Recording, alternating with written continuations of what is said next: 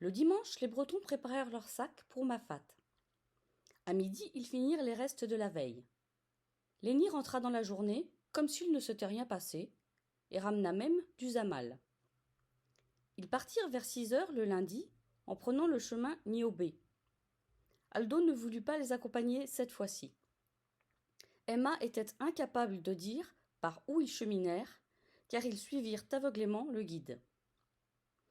Lenny avait prévu plusieurs étapes. Les 3 premières haltes pour la nuit se passèrent sans encombre. En revanche, le mercredi, Romain et lui s'embrouillèrent. Le plan d'Emma fonctionnait.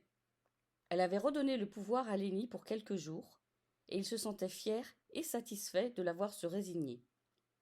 Ça mit Romain en boule, et il décida de suivre un autre chemin seul. Lenny tenta de l'en dissuader, mais il continua sa route sans même se retourner. Le mercredi soir, Emma se posa au gîte de l'îlet à Bourse, avec Lenny et Doudou, qui avait, comme elle, continué à suivre le guide. Cette nuit-là, elle se rapprocha de lui pour la première fois, et il se confia à elle.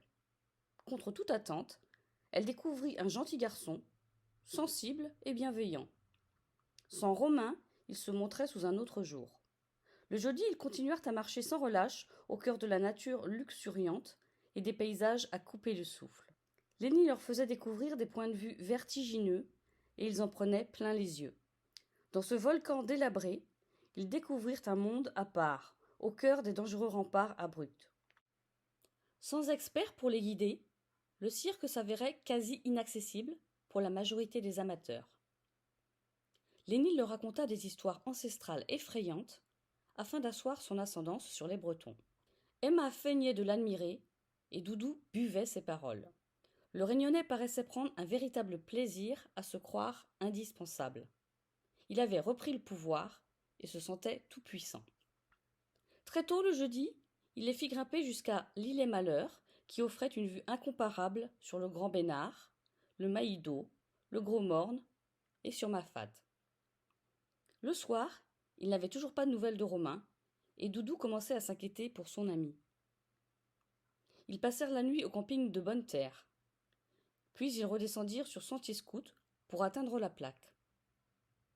Ils marchèrent jusqu'à 2 bras pour passer la nuit au camping des Bambous.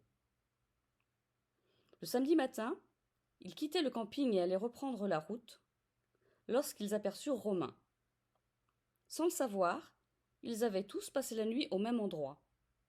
Il embrassa rapidement Emma et se mit à expliquer qu'il s'était fait agresser.